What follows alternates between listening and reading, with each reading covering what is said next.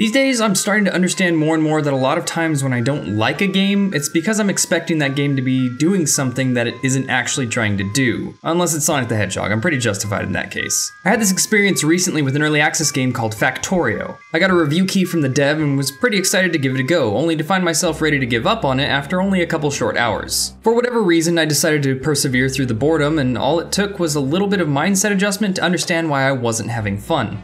Factorio is, from a cursory glance, a lot of what you would expect from early access. Open world, procedural generation, survival and crafting elements, etc, etc. The big sell for the game, and what I really overlooked from the get-go, is automation. Factorio has a wide variety of machines and structures that can be built by harvesting elements from the alien world around you. The initial boredom that I was experiencing was an unfortunately slow startup that every free play of the game seems to have baked in. But there's a certain threshold that, once crossed, opens up a difficult, interesting, and satisfying game. The end goal of a session is to build a rocket and launch it into space. To do this, you need to research all of the things needed to build that rocket. To research these things, you need a lab and you need to supply it with research materials. The research materials require varying levels of raw materials or small constructs. Even with them, the lab still needs electricity to be running research at all. In order to get electricity, you need a steam engine attached to a boiler that's filled with coal and attached to an offshore pump to supply it with water to boil to power the steam engine, and then attach the whole mess to power lines. Did I lose you? No? Okay, sounds like chores, right? Well, yes and no. See, the thing I realized is that a lot of the satisfaction to be taken from Factorio is not necessarily in completing each of these small goals, but much more so in creating a massive living machine that completes them for you. Through the use of conveyor belts, pipes, electricity, grabby arms that move stuff, squares with gears on them that craft things so you don't have to, and many, many more things, you're given a landscape in which to very literally construct a factory. So I mentioned research before, right? I could stand next to a powered lab and construct the Science Pack 1 manually like a dumbass for 12 hours until I research things, or I can set up a series of assemblers and inserters next to a network of conveyor belts pushing iron and copper plates to turn the entire process into one that I no longer need to be a part of. I can go do other things because the research is just happening now. The fuel for the labs is automatically created and moved to them, and that's great.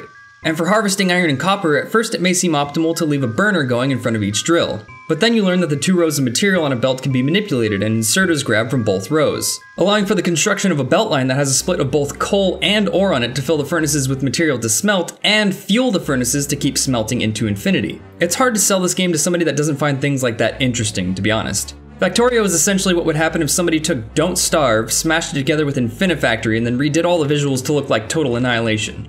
Sick string of references, dude. I'm sure like 5% of my audience actually found that helpful. Now that's not all there is to do in the game. I wasn't kidding when I said it had survival elements. Aliens inhabit the world and don't take very kindly to some dude dropping on their planet and single-handedly setting a climate change disaster in motion. You can actually trigger an alien assault on your base just by having too many pollutant machines running at the same time. Research allows for various combat options such as different weapons, types of ammo, armor with built-in shielding, floating combat drones, turrets, vehicles, the list goes on and on. Some of the research on the list can only be completed by crafting the Science Pack 4, which requires alien artifacts, which you can only get from destroying alien bases. So because of this, chances are you're going to tussle with the local giant insect population sooner or later. For an early access game, Factorio seems pretty well figured out, to be completely honest. The developer, even a year after the initial early access push, is still regularly updating, balancing, and optimizing the game.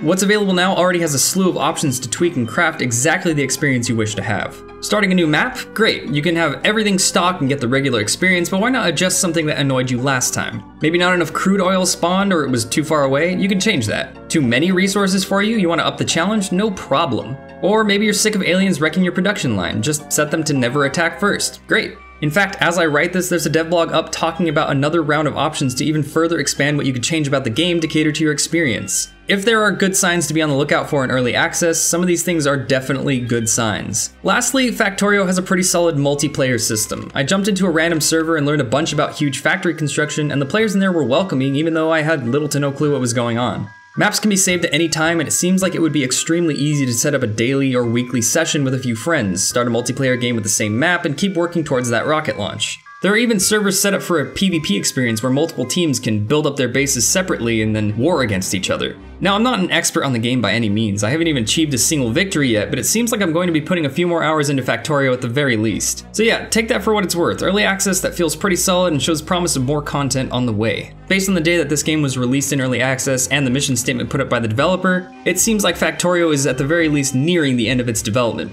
The dev did state that the price is likely to go up after full launch, so if you're looking to get this game, probably grab it right now while it's still in early access for a cool $20. Hell, I didn't even mention the parts of the game where you can make robots that move things between certain marked chests for you, or full-blown railway systems with trains that have their cargo space allocated for specific items and move on timers for efficiency.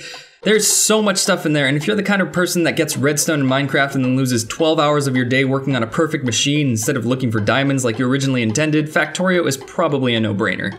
Thanks for watching as always, and a huge thanks to my patrons who keep the show running. You can see their names on the screen right now. You can click the link to head to patreon.com/Sunder and join them, have your name in the credits, access my Discord server, access to blog posts, all kinds of cool stuff.